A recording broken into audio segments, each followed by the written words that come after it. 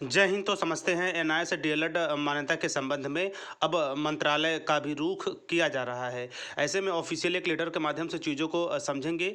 इसके साथ साथ यह भी प्रयास किया जा रहा है कि जिनके शासनकाल में या यूँ कहा जाए कि एनआईएस डीएलएड सेशन 2017-19 के समय मंत्रालय में जो भी पदाधिकारी थे, जिनके तत्वाधान में इस कोर्स को हर एक जगह से मान्यता प्राप्त हुई थी, अब एक बार फिर से उनके यहाँ ऑफिशियल लेटर के माध्यम से अपने बातों को पहुँचाए जाने काम किया जा रहा है। ऐसे में यह स्क्रीन पे आप बिल्कुल स्पष्ट रूप से देख रहे होंगे डॉक्टर रमेश पोखरियाल निशंक, जो कि उस समय के मानव विकास संसाधन मंत्रालय में थे। ऐसे में वो भी एक प्रमाण है एनआईएस डीएलएड जैसे महत्वपूर्ण कोर्स को लेकर।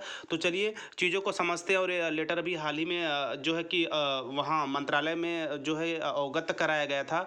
इसके संबंध में सचिव शिक्षा मंत्रालय, भारत सरकार, शास्त्री भवन, नई दिल्ली। ऐसे में कृपया यानी कि जो इसका विश्लेषण है उसके संबंध में आप देख सकते हैं कि कृपया श्री नंदन बोहरा, अध्यक्ष उत्तराखंड एनआईएस डीएलएड टीईटी शिक्षक महासंघ का संलग्न पत्र मूल रूप में आपको प्रेषित है, जिसमें इन्होंने अवगत कराया है कि एनसीटीई के 22 सितंबर 2017 के मान्यता पत्र को राजपत्र में प्रकाशन न होने के कारण देश के समस्त 14 लाख एनआईएस डीएलएड अभ्यर्थियों को राज्य सरकारों द्वारा राजकीय प्राथमिक शिक्षक भर्ती में सम्मिलित नहीं किया जा रहा है। वहीं उक्त प्रकरण माननीय सर्वोच्च न्यायालय में भी एनसीटी के 22 सितंबर 2017 के मान्यता पत्र को राज्य पत्र में प्रकाशन न होने के कारण लंबित है। ऐसे में अतः मेरा आपसे आग्रह है कि उक्त प्रकरण का संज्ञान लेते हुए नियमानुसार कार्यवाही करने का कष्ट करें। बाकी यहाँ पे सिग्नेचर के तौर पे आप देख सकते हैं डॉक्टर रमेश पोखरियाल निशंक, यानी लेटर रिसीव हो चुका है।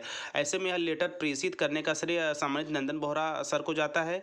और आपको पता ही होगा कि सर बातें कम और काम ज़्यादा करते हैं। और यदि ओवरऑल एनआईएस डीएलएड के प्रकरण में देखा जाए तो सर के द्वारा महत्वपूर्ण कामों को अंजाम दिया गया है, विशेषकर एनआईएस डीएलएड के परिप्रेक्ष्य में। तो ऐसे में इस ऑफिशियल लेटर को आप देख रहे होंगे। इसके साथ साथ आप भी तमाम जो मंत्रालय होते हैं, चाहे वह पीएम पोर्टल हो, सीएम पोर्टल हो, पे अपने बातों को उन्हें मेल के माध्यम से या फिर जो आरटीआई डाली जाती है, याचिका डाली जाती है, जन सुनवाई के माध्यम से अपनी बातों को अवश्य पहुंचाए। तो ऐसे में सुप्रीम कोर्ट फैसले के बाद कहीं न कहीं लगभग 14 से 15 लाख शिक्षक परिवार में हड़कंप मचा हुआ है, क्योंकि जाहिर सी बात है कैरियर अब दांव पे है। ऐसे में एक बार फिर से मंत्रालय से एनआईएस डीएलएड मान्यता के संबंध में एक नई शुरुआत की गई है।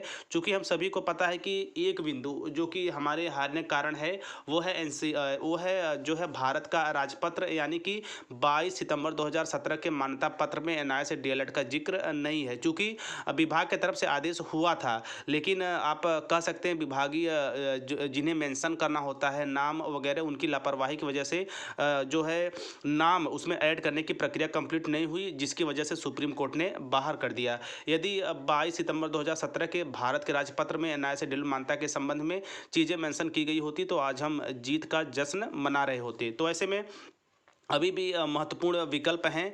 वैसे विकल्प तो कम बचे हैं, लेकिन तमाम जितना भी एनआईएस डीएलएड शिक्षक परिवार है, जहां से प्रत्येक जो प्रदेश अध्यक्ष हैं, सभी लोग अपनी तरफ से अपने अपने प्रयासों को अंजाम दे रहे हैं। उन्हीं प्रयासों में एक यह बेहतरीन प्रयास रहा है। माननीय श्री नंदन बोहरा सर के तत्वाधान में इस लेटर को प्रेषित किया गया है मंत्रालय में।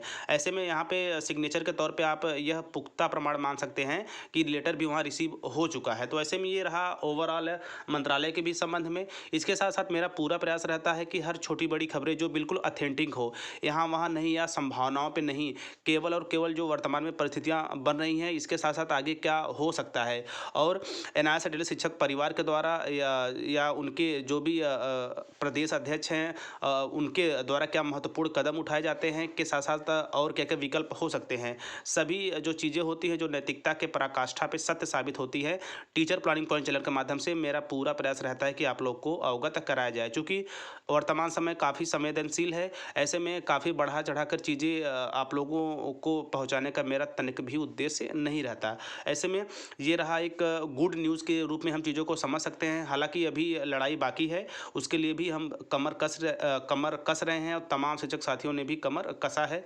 आगे जो भी पहलू जुड़ेंगे इस कड़ी में एनआईएस डीएलएड मान्यता के संबंध में, प्रत्येक कड़ियों से जुड़ने के लिए आप टीचर प्लानिंग पॉइंट चैनल के साथ बने रहें। तो मिलते हैं नेक्स्ट वीडियो नेक्स्ट इन्फॉर्मेशन के साथ। तब तक स्वस्थ व्यस्त और मस्त रहिए। जय हिंद, वंदे मातरम।